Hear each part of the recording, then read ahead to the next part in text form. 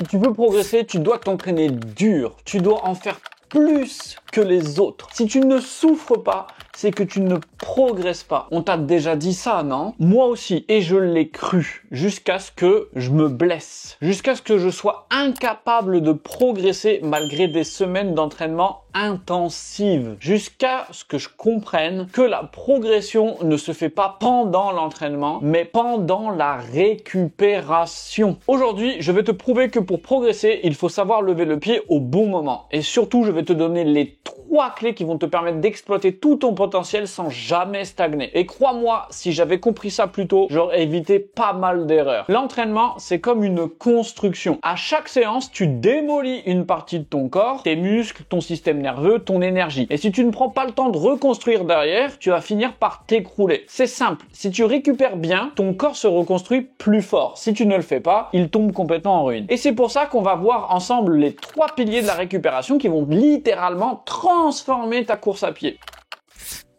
Le premier pilier, tu veux un hack ultra puissant pour progresser, dors. Le sommeil, c'est l'arme secrète de tous les athlètes de haut niveau. Pourtant, 90% des coureurs l'ignorent. Une privation de sommeil, même partielle, peut entraîner une diminution notable des performances physiques et cognitives. Une étude a montré qu'une restriction de sommeil à moins de 4 heures par nuit altère significativement la force, la puissance et l'endurance musculaire. Le sommeil, c'est comme la phase de recharge d'une batterie. Sans une recharge complète, tu fonctionnes en sous-régime, tu accumules de la fatigue et tu ralentis ta progression. Si tu dors moins de 7 heures par nuit, ne cherche pas plus loin la raison de ta stagnation. Alors, avant de chercher un programme d'entraînement parfait, commence déjà par améliorer tes nuits. Sur ce point très spécifique, je sais que c'est très difficile. On ne peut pas tout gérer. On a les enfants, on a le travail, on a le stress du quotidien, etc., etc.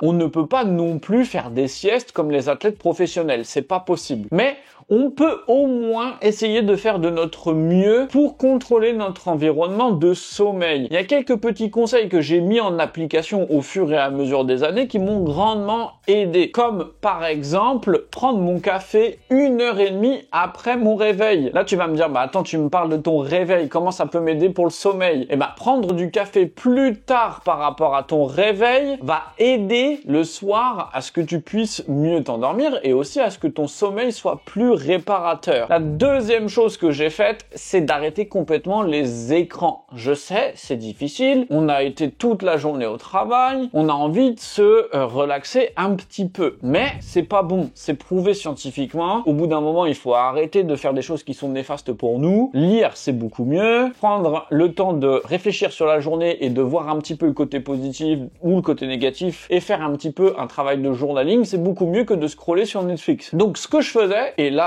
j'ai pas dit que j'avais arrêté de regarder des séries ou quoi que ce soit. Je regarde toujours Top Chef et Koh-Lanta quand c'est à la télé. Juste, je finis plus tôt, je me laisse une demi-heure de temps calme où je vais réduire la luminosité, lire un livre peut-être avec une lumière moins intensive, pas comme celle-là par exemple, et ensuite aller dormir. Et en faisant ça, j'ai l'impression, et en tout cas je le ressens, mais mon sommeil est beaucoup plus réparateur.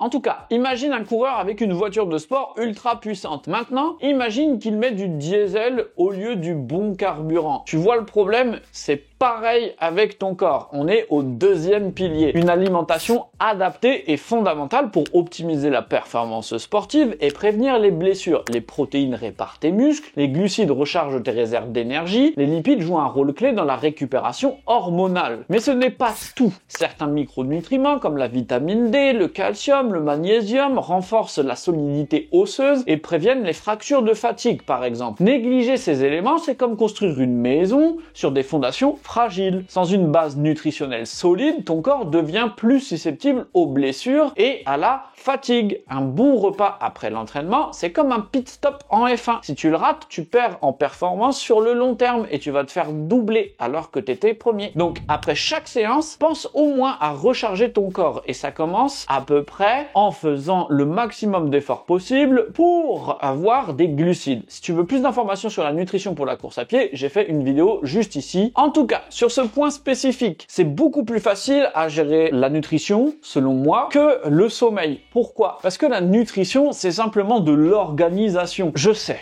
On va me dire oui, mais moi je suis en déplacement. Oui, mais moi je suis chef cuisinier, je peux pas manger ce que je veux. Oui, je suis à l'armée, etc., etc. Je sais, on a tous et toutes un contexte différent. Les infirmiers et infirmières que je coach tous les jours sont les premiers et les premières à te dire que c'est assez difficile de manger quand tu es en train de courir partout pendant ton service. Néanmoins, on peut quand même essayer de limiter la casse. Et des fois, ça veut pas forcément dire essayer de manger le plus proprement possible. Des fois, on n'a pas le choix. Prendre un shaker de whey, c'est ok, peut-être pas la chose la plus naturelle du monde, mais si c'est ce que tu dois manger pour avoir ton quota de protéines journalier et donc réparer tes tissus musculaires, eh ben il va falloir le faire. Moi, en tout cas, ce qui a marché au début, quand j'ai voulu perdre mon poids et que j'étais encore un ancien obèse, eh ben je préparais tout la veille. Et à l'époque, j'étais encore en alternance, c'est-à-dire que j'avais 1 heure de trajet le matin, 1h30 le soir, avant de revenir chez moi. Et toute la journée, j'étais en agence bancaire et donc, forcément, c'était pas le plus facile du monde pour manger clean. Il fallait absolument ramener en fait, sinon c'était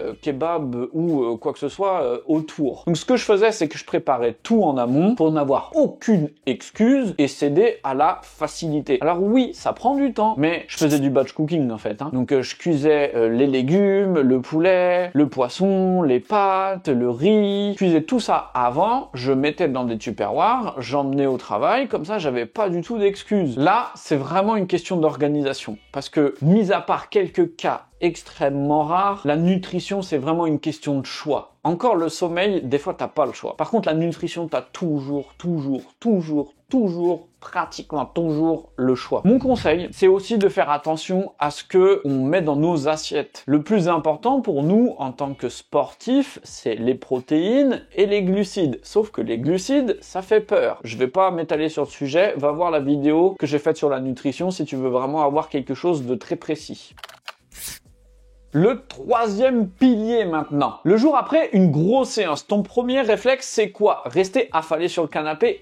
Erreur. Si tu veux bien récupérer, tu dois bouger. Oui, c'est contre-intuitif, mais la récupération active, c'est un moyen simple mais ultra efficace d'accélérer la régénération musculaire. Un footing léger après une séance dure, par exemple, permet d'éliminer les déchets métaboliques. La mobilité améliore la circulation sanguine et réduit les tensions musculaires. Même une simple marche accélère la récupération. Il y a une étude qui a révélé que la récupération active après des exercices intenses entraîne un retour plus rapide à l'homéostasie comparé à une récupération passive. Ce que ça veut dire, c'est que bouger au lieu de rester à rien faire, c'est mieux. Alors attention, je te dis pas d'aller faire une séance tous les jours. C'est comme une marche douce après un repas copieux. Ça facilite la digestion et permet au corps de retrouver son équilibre plus rapidement. Alors, la prochaine fois que tu fais une grosse séance, le lendemain, bouge un peu. Va marcher, fais du vélo, un footing hyper léger, mais ne reste pas immobile.